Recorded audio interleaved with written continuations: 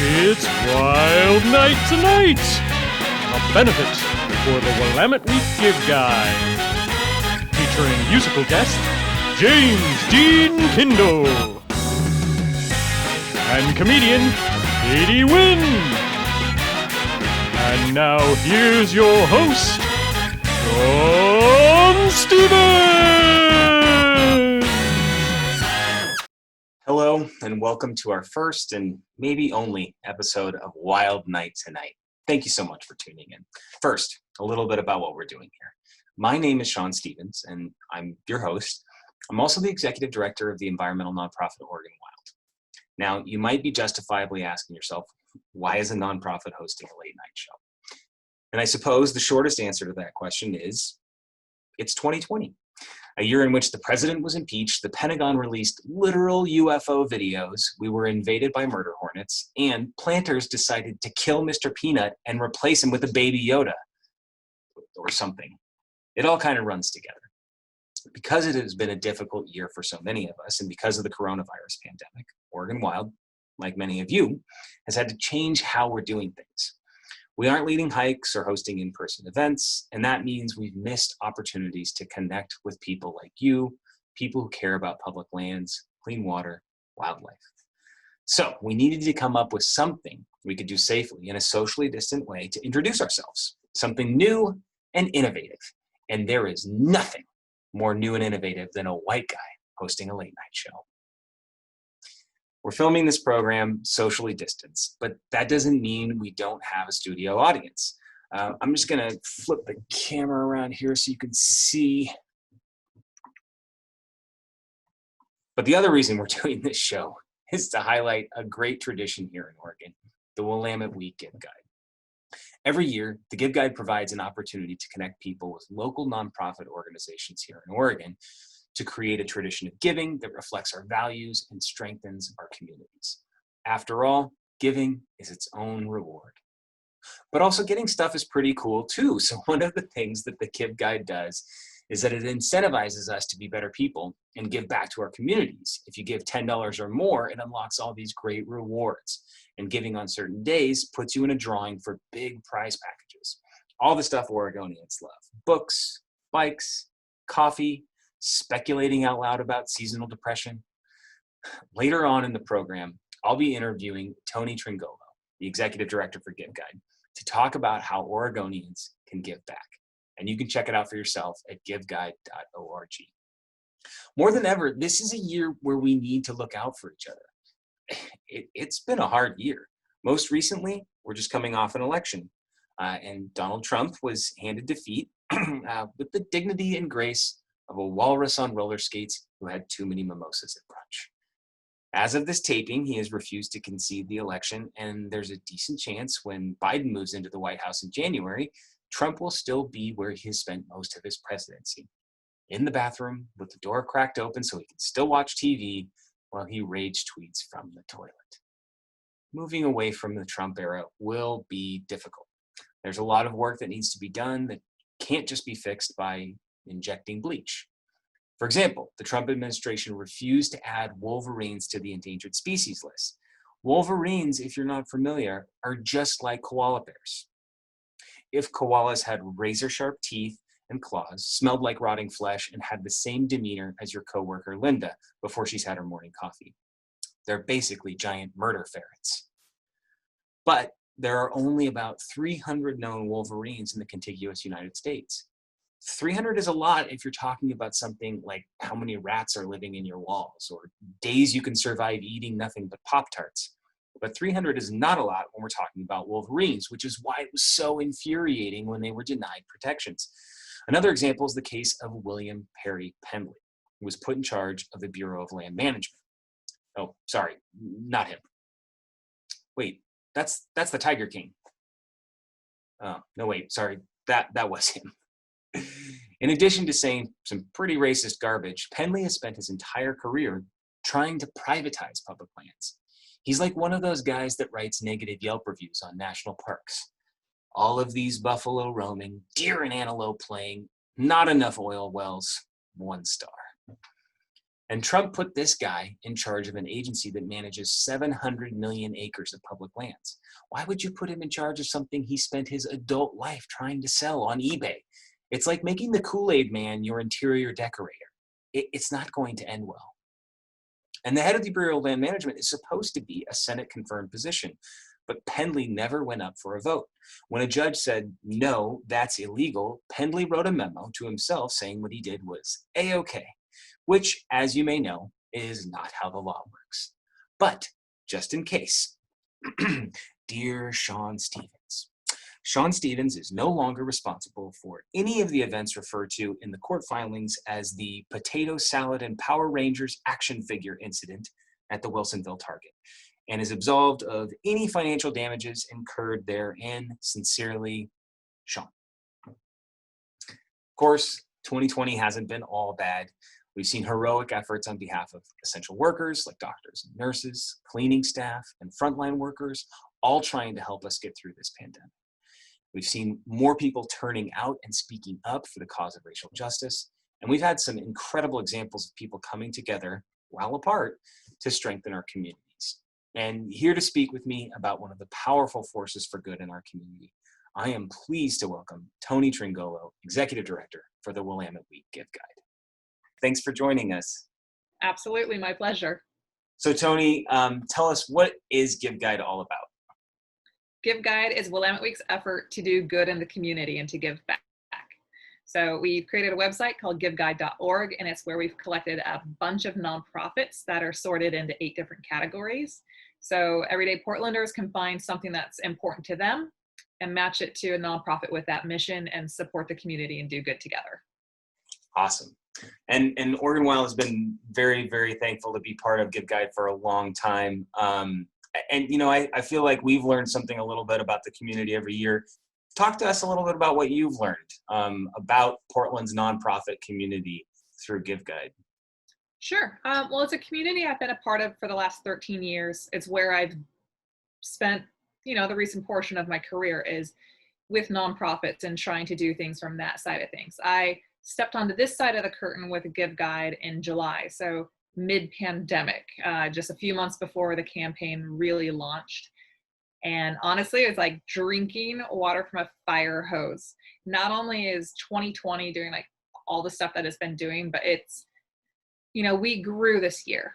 So we added 30 some odd nonprofits. We're the biggest we've ever been. We have 174 nonprofits that we're supporting. So I took a good portion of my summer to spend time doing some one-on-ones with every single nonprofit to learn what's really going down, how everyone's had to change, what the spike of need has been because of everything that 2020 has been thrown at us.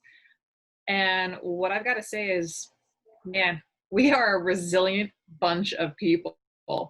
We are doing some amazing things. There's a lot of problems that we're trying to solve. But we're all just focused, our noses are on the grindstone, and we're trying really hard to do what we can, the best we can in the situation that we're in. That's great. So, it actually makes me think of the question I wanted to ask you next. Obviously, all the changes and the resiliency, like you mentioned, but have there been any surprises for you in the campaign this year, maybe outside of the pandemic or related to the pandemic? There've been good surprises too, even with Giving Tuesday, which was, on the 1st of December this year. People want to do good. We're not ready to give up yet. I feel like everything has been thrown at us this year. As soon as we get used to whatever the new normal is, something new comes crashing in. It's a never-ending plot twist, right? But people are rising to the challenge, and they want to do something that feels good, that gives hope. And so they're reaching in, digging deep, and doing what they can. One of the things that the Give Guide is known for is the benefits for people for giving. I think a lot of people are giving because that's just what they have in their heart, and the benefits are just a nice added perk. I want to know if you have your favorite Benny this year that Willamette Week is giving away as part of the Give Guide. What's the one perk that you gravitate most towards? Oh my goodness. I hate playing favorites, but here's the deal. No matter when you give and how much you give, it could be as little as $10. We're going to give something to you as an incentive, a thank you, you know? And so those are pretty sweet. I love those deals. But I'm super excited about the Big Give days. And those are just like special days that we have sprinkled throughout the campaign, which goes November 1 through December 31. And I'd say we have about 10 Big Give days this year. And when you donate on those days, you get entered to win a big prize. I'm a music junkie. I have a vinyl collection that's 400 or 500 deep, right? And I just love music. So my favorite record shop, Music Millennium, they're giving 2 shopping sprees away on a Big Give day. And so my excitement's on that day. That's when my family plans on giving, is like Music Millennium Day. So that one. So when is that day coming up? I think that is the 10th. I can double check. All right. Great. That sounds like one I would be interested in as well. So we'll wrap it up with the final question, which is one that Oregon Wild, it's one of our favorite questions to ask folks because we're always curious about the answer. But what is your favorite wild place in Oregon? I love this question.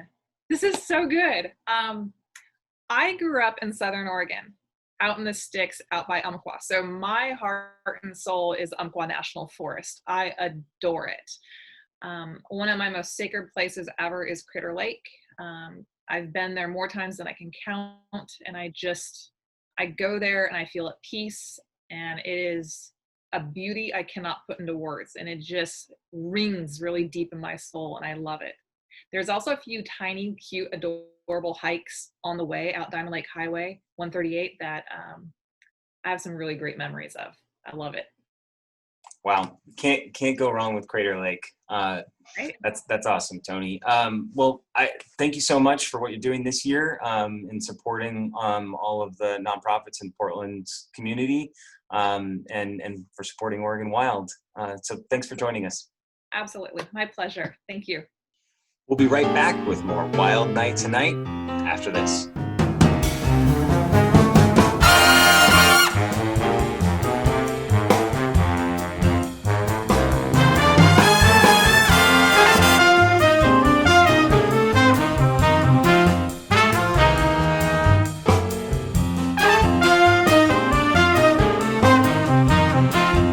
Welcome back.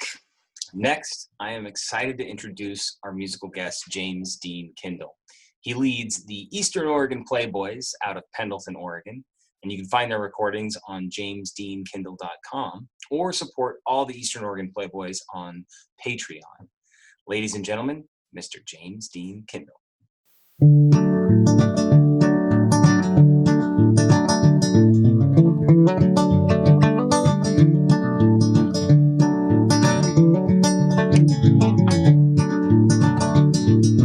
Across the canyon, the sound of shotguns, picking off flocks of clay pigeons. On the top side of Ponderosa pines, wandering wind gust moans and sighs.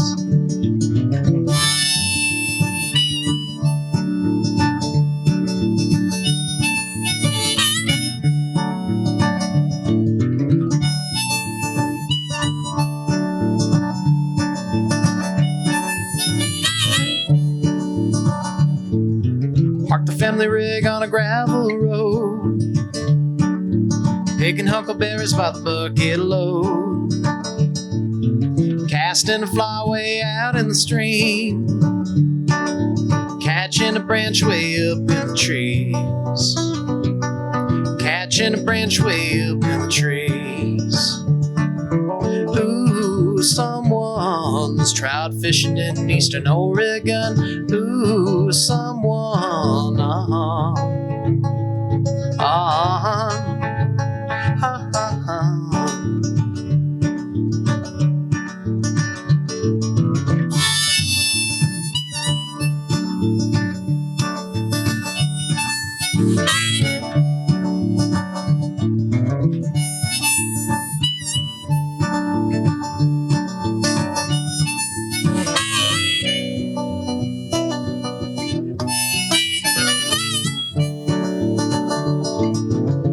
this morning I awoke, could find the hills turning blue with smoke,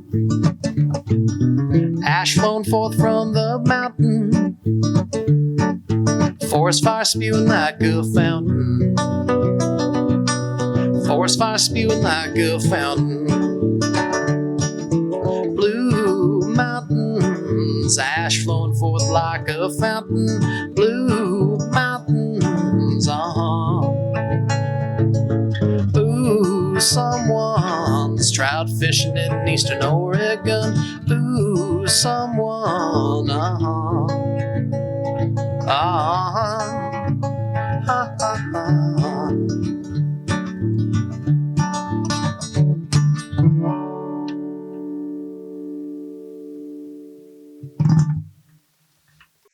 James Dean Kindle, everybody. Check him out at jamesdeankindle.com or support the Eastern Oregon Playboys on Patreon.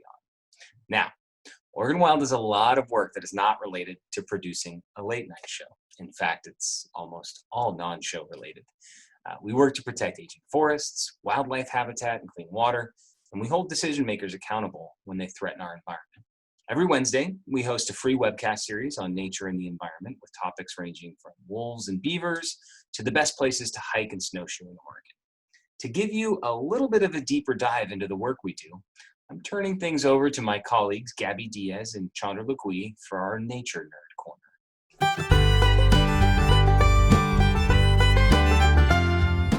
Thanks, Sean. I'm Gabby. I'm here as part of our Nature Nerd segment. I'm here with Chandra Legui, staffer at Oregon Wild and also author of Oregon's Ancient Forests, a hiking guide, which we are going to dive into just a little bit.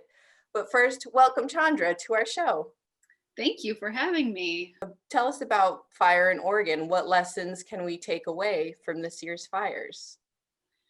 Well, yeah, what a crazy year, right?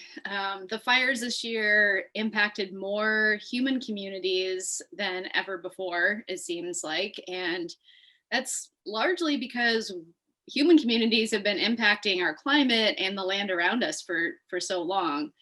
And so I think, major lessons from really what was quite tragic for so many people this year is that we have to address climate change. I mean, these fires were kicked off by an extreme weather event. It was hot and dry all summer long. And then we had this big windstorm coupled with, power lines that were driven down that just went through, our human impacted environment really fast. And that led to, a lot of damage. But some of the things we learned is that, logging and roads and developed areas don't stop fire when we have these circumstances. And so we're going to have to address, how our homes are built and what's going on in the landscape around us, as well as, this big issue of climate change if we want to address fires like this. Yeah, no kidding. Thank you for that. And a question for you just about, we see lots of media around let's log these areas that have been burned. Let's take out all the debris. Can you tell us why don't we want to do that after a fire? Yeah, great question. And I could get super nerdy if you want me to. Yes. But I mean, Oregon's forests and all forests have burned. Fire is a natural part of forests, and fire helps develop all of the structures and the features of the forest that we love. Some of our favorite places, like Opal Creek in Oregon, have burned in the past, just like they burned this year, and grew back into the spectacular ancient forests that that we know and love. Fire promotes the diversity of the forest in so many ways. And and really logging would set all of that back. It's not a natural part of the landscape. It removes the big fire resilient trees that are homes to wildlife and help replenish the soil. It's driving bulldozers over and creating scars in a landscape that otherwise would recover just fine on its own. And it's hard for people to wrap their heads around things like that, but the damage that can be done from logging after a fire is exponentially higher than than the benefits we get from letting forests recover naturally as they've done for millennia. Yes, good points, and everything that we want to share with our audience here today. So also kind of related to fire, you know, some of the big trees in Oregon help prevent, you know, fires that burn hotter and burn more intensely. And I hear you love big trees, so much so that you wrote this incredible book, this guidebook. And can you tell us a little bit about the book and where people can find it for this holiday season? Yeah, absolutely. Yeah, there's absolutely no secret that I love big trees, that I love ancient forests and everything in them. So yeah, it was my delight to write Oregon's Ancient Forests and help bring people to some of my favorite forests and ones that Oregon Wild's been working to protect for decades. So there's 93 hikes in the book that are all over the state, from the coast to the Wallowas, and they're all in forests that have never been logged before. And so there's so much we can learn from those forests, whether it's about fire or you know, species of trees.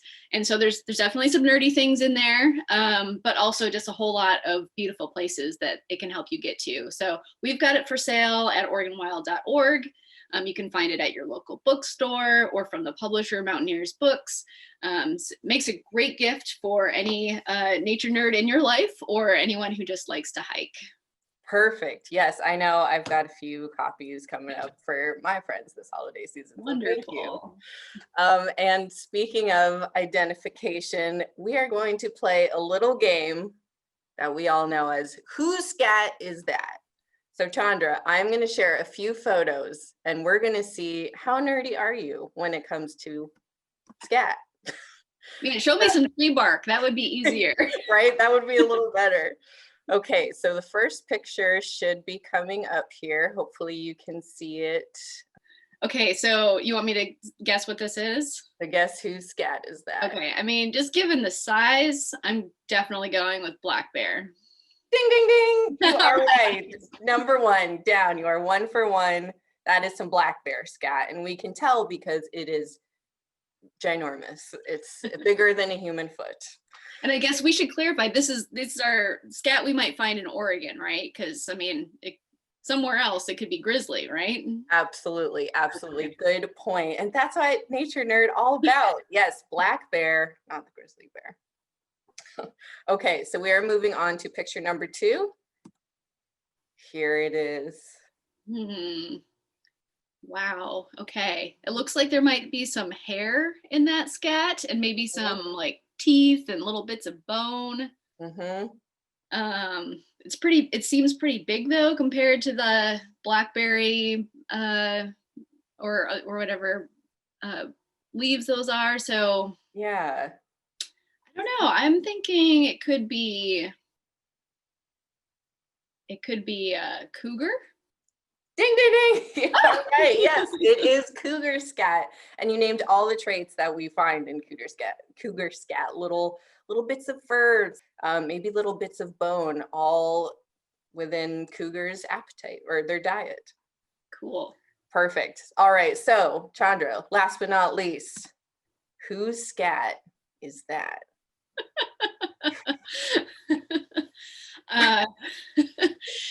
You might be surprised to know that I saw a representation of this scat in inner tube form on a lake out in Eastern Oregon when I was writing Oregon's Ancient Forests. It's like someone was playing on it. So that's an emoji scat. That is the scat of an emoji. Yes, and it all comes full circle. And one of the answers that would have been acceptable is Mark Zuckerberg, the scat on there. Up next, we just want to talk a little bit about our upcoming webcasts. Over the course of this past year, we've hosted dozens and dozens of webcasts about different topics that we work on, including beavers and mushrooms and bees, a lot of which Chandra has hosted. So stay tuned for some upcoming webcasts in 2021. We've got a lot of great stuff planned for you, and we hope you'll be able to join us again on Wednesday nights.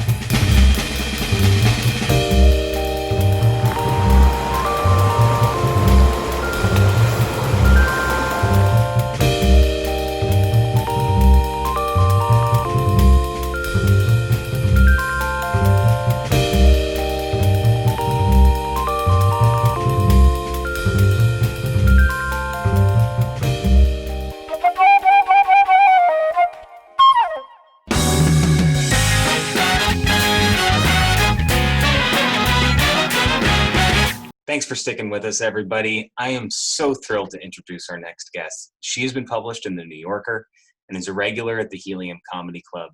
Please enjoy the very, very funny Katie Nguyen.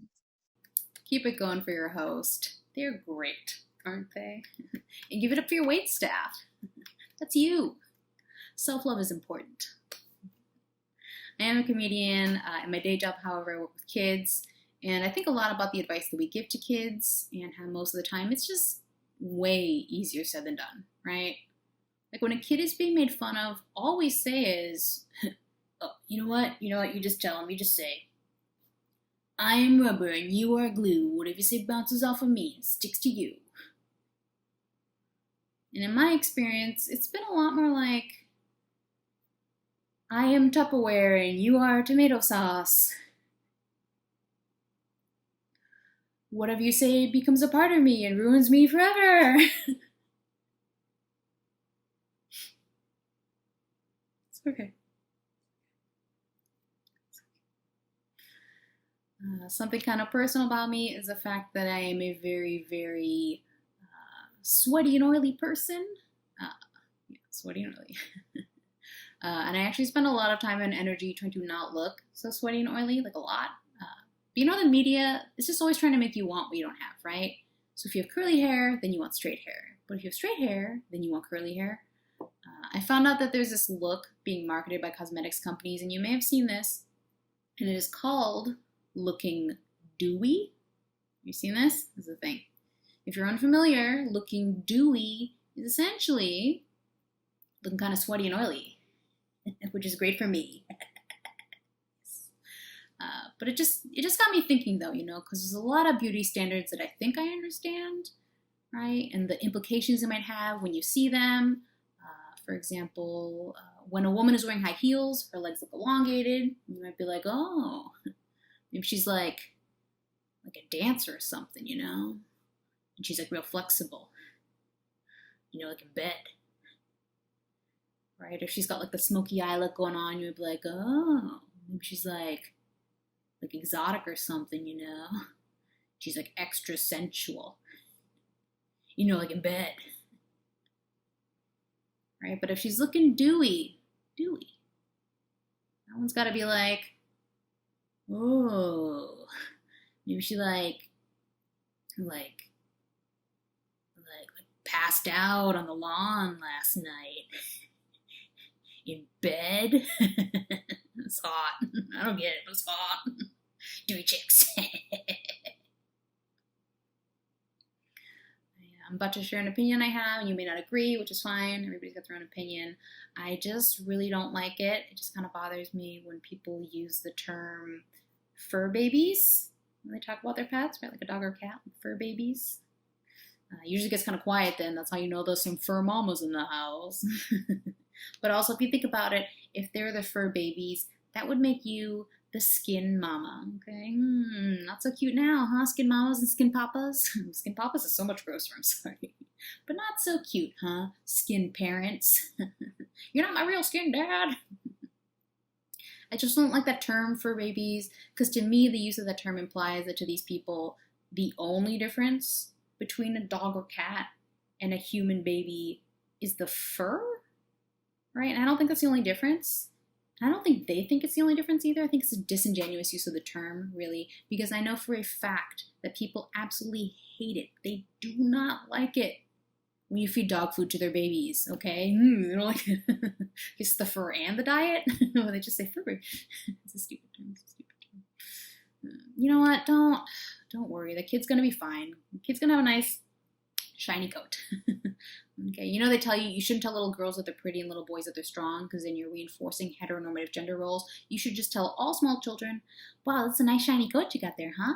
Can I pet him? Can I pet? It's just a little tip there. You should always ask the parents before you pet their kids.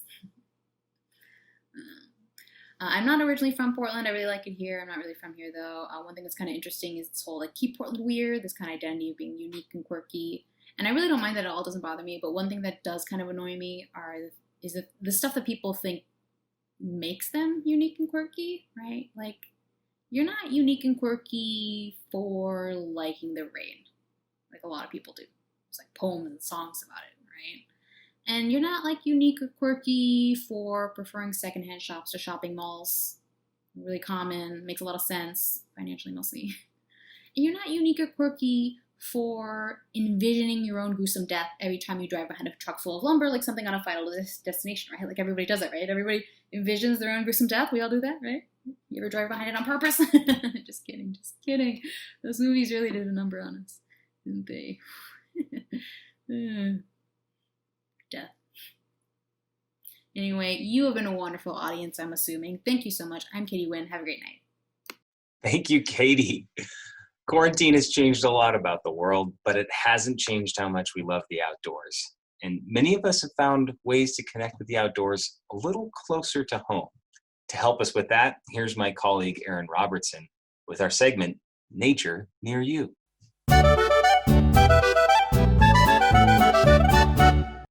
Hi, welcome to Nature Near You, where we look at the wonders of the outdoors right in our own backyards. There's so much here that we can see and experience, from squirrels and birds to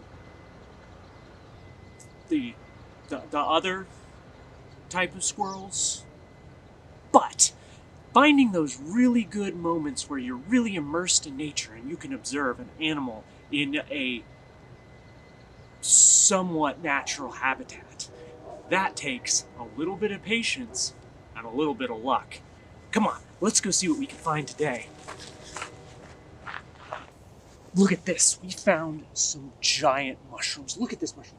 It's almost this. It's bigger than my hand. You can see that some of these something has eaten them a little bit. But an important thing to know about these mushrooms is that you shouldn't eat them, because they're on the ground, and the 5-second rule, these mushrooms have been here for more than 5 seconds, so you don't want to eat things that have been on the ground for more than 5 seconds, because...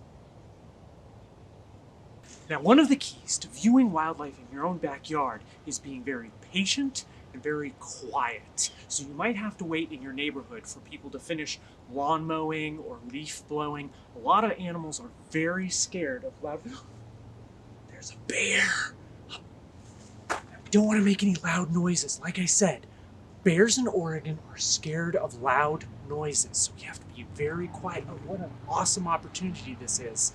I'm glad I get to share it with you. Now, you have to be still. We don't want to startle the bear. Loud noises can be...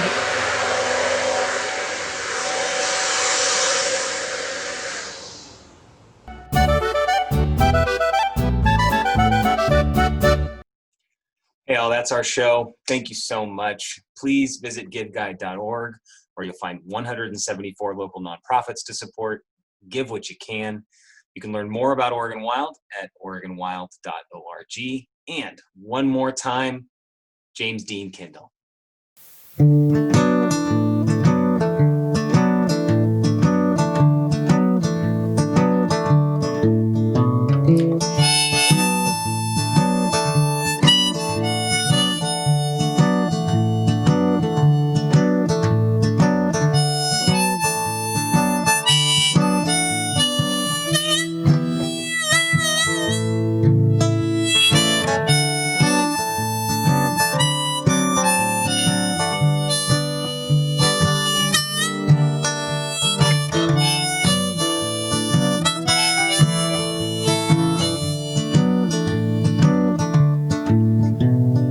Flying across a vast expanse,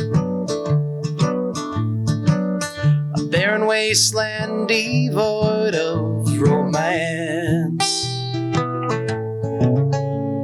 But my heart found you calling out to me amongst the blight. Would you meet me at the edge of town tonight? They whisper behind window panes, it's just a fantasy we entertain. But what do they know about love growing against the dying light. Meet me at the edge of town tonight. Desert evening air is cold, it froze my bones and soul. My tender beating heart was pressed into a lump of coal. Throw me in your campfire until I start to smolder. Let the wind carry my smoke beyond the plateau. Twilight swiftly closing in, where you and I end, where we both begin. The wilderness is calling us to steal away from their sight. Meet me at the edge of town. Meet me at the edge of town. Meet me at the edge of town tonight.